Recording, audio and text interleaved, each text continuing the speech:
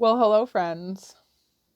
Welcome to Facebook's version of Naughty Storytime with Lady Mac. Yep, I said that. If you follow me on my spicy links, you'll know that's how I start the good ones. And tonight, after everything that has happened today and all the emotional roller coaster and every single technical difficulty that I have hit, which is why I'm not live, I need help. Introducing the very first chapter of my 10th indie novel. I am going to read it for you guys. I'm going to share it in a video format, and I hope it just works and you guys see it. This is my newest book. I just published it. It is available. It's got my watermark on it because this is my baby copy. It's available in 11 countries. It is on Kindle. It is on Amazon. It has already got some amazing reviews. And if you'd like a copy, you can pick one up from me, signed with a kiss, for $17 Canadian, $14 American, or in a bundle with the first book for $30 Canadian, $26 American, plus any shipping that you need. Okay, introducing chapter 1. There is no spoilers in this whatsoever from either book. This is a completely side thing I got going on here. If you've read, if you're my ARC readers understand, but no spoilers. So if you haven't read either book, please listen anyway. Follow along for Naughty Storytime. I hope you enjoy. And thank you so much for being here today. Chapter 1. Run, Innie, faster! Brad's voice echoes loudly in the empty streets as he yells encouragement at Innie, grabbing at her upper arm tightly and tugging her along as he passes her. Their feet slap against the pavement hard, the sound vibrating along the dark road. Anusha gives it all she has, her dark hair trailing out behind her, and somehow she's able to pick up the pace, forcing her legs to move faster to keep up with her husband as her bag digs heavily into her back with each step. She can hear moaning and the sounds of footsteps not too far behind them, unsteady, staggering, but consistently chasing them, and the fear pours adrenaline through her veins, her legs moving that much faster. The only thing Anusha can think about right now, the only thing that's keeping them moving besides not being ate alive by zombies on her heels, is the desperate need to find a safe place for the night. They need somewhere they can rest securely and recharge a little, breathe without the worry of death, or worse, over their heads. Because right now, she's almost out of steam, and she knows she can't go on like this much longer. She really just wants to get home, but that's so far out of the equation right now that any safe place will do, anywhere the zombies can't get to them, even if just for a little while. She'd happily crawl into a dumpster if it would give them a little bit of time. The couple isn't far from the airport in Indianapolis where this nightmare had started for them 3 days prior, and they are still many, many miles from home. Wandering suburban streets a little way in from the main highway, trying to keep to the outskirts of the city. As the evening falls, there is less light here, and fewer people, and at this point in time, no one around to see them or save them. Not that anyone would. Things in the city have grown wildly out of hand already, and nowhere seems to be safe. Nor anyone. As the pair run on exhausted legs and fumes, desperately dodging from street to street, they can't seem to lose the crowd of the undead that have been chasing them for the last while. More gather as they run, the noise growing, which only attracts more zombies, and Anusha doesn't see a way out. She can feel herself begin to panic, her palms growing sweaty, her heart hammering hard in her chest as she runs. Brad's convinced that if they keep moving fast enough, they can ditch them, that they just have to put enough distance between them and the horde to throw them off course. That Anusha just has to hang on a little further, even though she's desperately whispering him that they need a better plan, that she doesn't have much left in her. Looking back at his wife, he can see that in her eyes. She's right. She's not going to make it unless they find a place, and fast. After a few more blocks, Brad can hear Innie almost sobbing as she gasps for breath, but thankfully he feels like they've made enough progress. Finally, as they round another corner and don't see a single soul on the street in front of them, He starts to slow their speed, glancing behind them to be sure that they are safe for the moment. Then, this time holding on to Anusha's hand, he directs them towards a couple of dark houses along the edge of the street. Running up the driveway to the front door, they try the door to the first house and find it locked, but the second house is unlocked. They duck inside and shut the door quietly, moments before the horde rounds the corner of the street, and Brad engages the lock. Zombies may not be able to unlock doors, at least not that they've seen, but people can, and he refuses to take any chances. Anusha silently makes her way to the front window to peep out through the curtains as the group of zombies pass, while Brad makes his rounds and checks to make sure the house is secure, making sure no one is still there, alive or otherwise.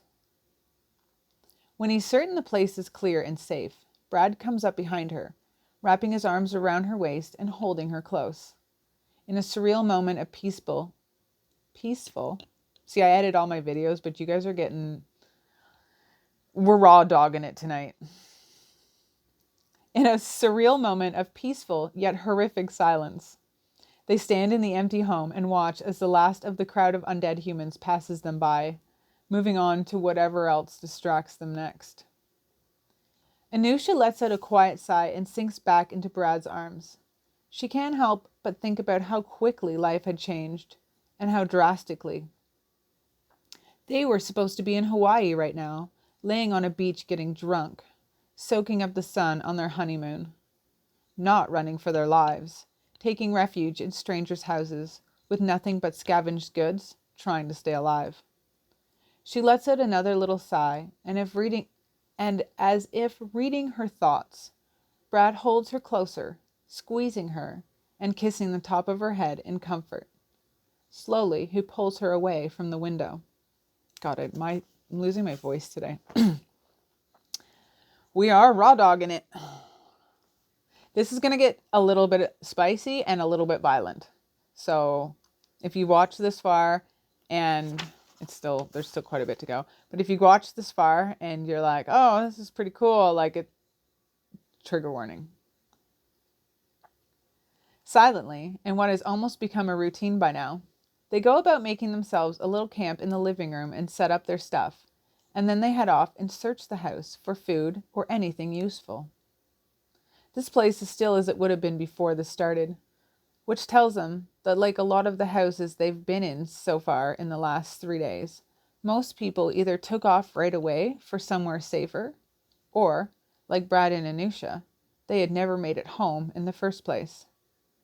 And although some places are without power, already looted, or, in a few instances, on fire, this place feels homey and safe for the night. There is still power in the house, and they are so grateful to be able to use the shower and heat up some food. They skip using the lights, though, instead drawing all the shades and using candles and flashlights, not wanting to bring attention to themselves. It's only been half a week, but it's begun to feel like the city becomes more unsafe with each passing hour. After a meal, they make a small fire in the living room fireplace and snuggle up in front of it for warmth in their makeshift bed. They lay on top of a mattress that they dragged out from the master bedroom, and underneath a giant pile of every single blanket they could find in the house. When they had been scouring the house for food and supplies, they'd managed to find a couple of real good hunting and kitchen knives to add to their collection. It wasn't much, an oddball of sharp objects and knives. But so far it had been enough to keep them safe and keep them moving as they tried to make their way back home. Anusha is still slightly bitter about an argument they'd had earlier, but like so much lately, it seems trivial and pointless in the big scheme of things. And maybe even a little heartless, if she's being honest, but right now she's too drained to continue the fight anyway. It hadn't been much of one, and it was mostly her fault. But she'd been miserable and scared and overreacted. The last few days had really taken a toll on them, and with emotions high and nerves on edge, overreacting was bound to happen. Besides, her mind had been focused on their survival, and their survival only. When their friend Sheehan had been bit, she'd wanted to go back for his gear. They had desperately needed it. Without it, they would have absolutely nothing all over again. But Brad had stopped her, and she thought that was stupid. But Sheehan had been one of those doomsday preppers, and he'd been well-stocked and more prepared for any of this than they were, even on that quick run to his ex-wife's that they'd taken together. Without proper supplies and defenses, every day it was getting harder and harder to see how they were going to make it across the city and back home to safety unless something gave. It was getting hard to hang on to hope. It had been days, and so far there was no sign of the police, the military, or any sizable group of people who could offer safety or an end to this nightmare. More and more, the city was becoming overrun not just with zombies, but bad people.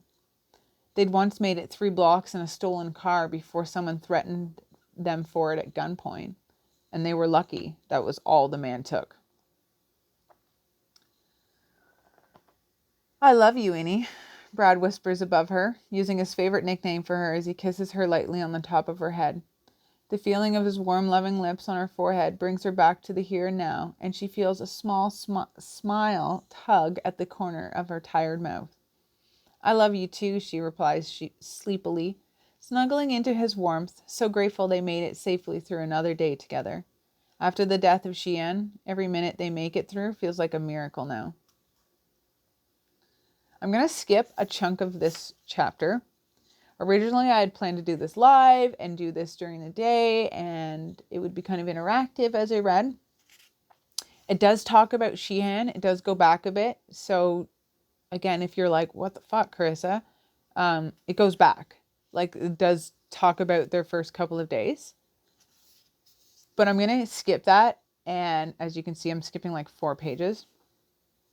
And I'm going to keep to, like, because as they lay there and they're kind of like getting cozy before bed, she kind of has like a flashback of the last 3 days. So I'm going to skip that. Hope that entices you to pick up a copy of the book. And now, on the 3rd night, spent in a stranger's house, snuggled up on the floor in front of the crackling fire, her husband's arms around her for warmth, for security, Anusha allows herself to give in to the exhaustion she's feeling and slowly drifts off to sleep. She doesn't have the strength to fight it anymore. Her body desperately needs the rest, and she lets herself pretend, if only for the moment, that none of this is happening, that they are safe on the beach in Hawaii on their honeymoon like they're supposed to be, and all of this is one big, long, awful, and realistic bad dream. Anusha wakes a short while later to the feeling of Brad's warm body pressed tightly against her back. His familiar presence makes her smile. As she shifts herself a little to snuggle in closer to him, she can feel his cock pressed up against her too, and he's rock hard. Oh yeah, we're going there. She realizes quickly that she's not the only one awake, as he reaches up to slide her hair off her neck. His lips just brush her skin, kissing her lightly on the back of her neck, causing her to shudder in pleasure. Maybe she's not the only one who needs a distraction from this hell they've found themselves in, and she takes pleasure from the fact that he still desires her and craves her during all of this. As she pulls the blankets tighter around her and rolls on the bed to face him, Anusha realizes with a start that they're in an actual bed, not on the mattress on the floor. Somehow they've been transported back to their hotel room from the night of their wedding. Briefly, she wonders if she's dreaming, but then his hands are all over her, touching her and pulling her closer to him. She feels one warm palm slide up beneath her nightie to pinch her nipple, pulling it taut, squeezing it lightly. The other sliding between her legs, finding her wet for him. Any thoughts about this being a dream are lost in a wave of pleasure and distraction as she moans and lets him take her. He grabs at the hem of her shirt and pulls it over her head. Soon, his warm, wet tongue replaces his fingers, tweaking her nipple, sucking it into his mouth and nibbling on it as her body arches up underneath him, begging for more. To her dismay, he moves, leaving her aching as he slides lower on the bed, tugging her panties down her legs, tossing them to the side. Then he forces her legs apart as he lies down on the bed between them, resting her thighs on his shoulders, keeping her spread open for him. She can feel his warm breath on her, teasing her, and then Brad eagerly leans in and gives her what she desires. He begins to lap at her pussy, hungrily licking circles around her hard clit. If you report me for this, so help me, I'll hunt you down. He pulls on it with his lips, flicking his tongue over it, lapping up her wetness and driving her wild. She reaches down and runs her fingers through his hair as she locks her ankles over one another and tightens her legs around his shoulders, holding him close, demanding pleasure from him with her body. Ever so gently, he slowly inserts two fingers from... Oh, I fucked that up. Ever so gently, he slowly inserts two fingers into her while never letting up with his tongue, and she lets out a loud moan. He knows exactly what she wants. Don't get too excited here.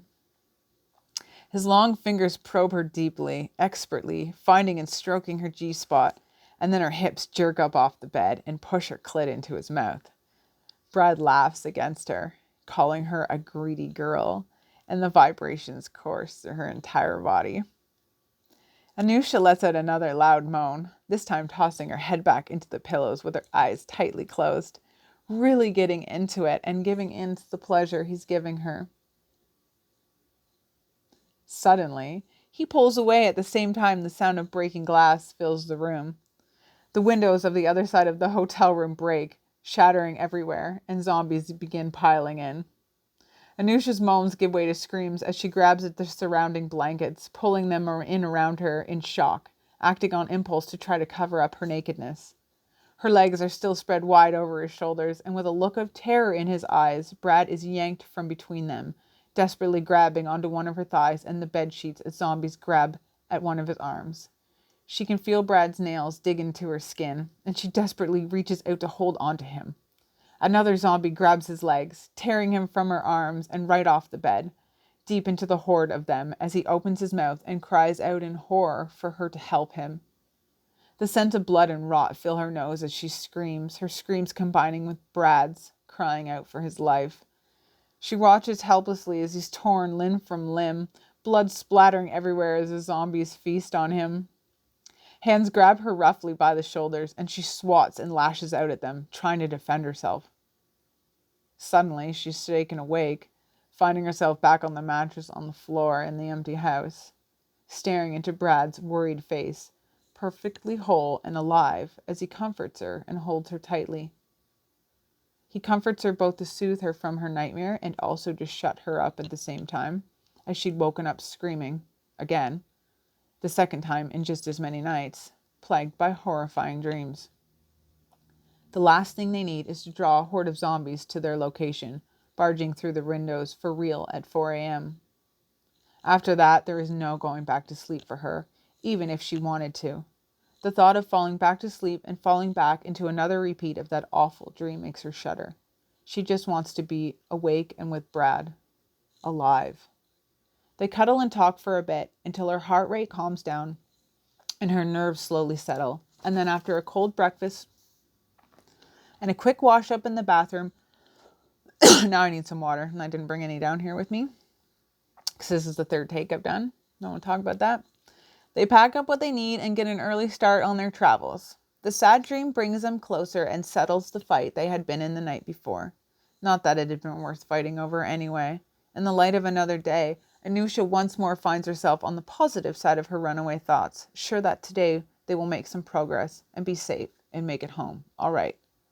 They hit the road, each carrying a backpack of supplies they'd gathered from the last few houses, armed with a couple of big knives, sticking to the side roads along the edges of the city, just hoping to make it home without too many troubles. Oh, shit. Chapter 2, Celeste comes back. In case you were curious. Celeste is a fucking badass. Wait till you guys see book 3.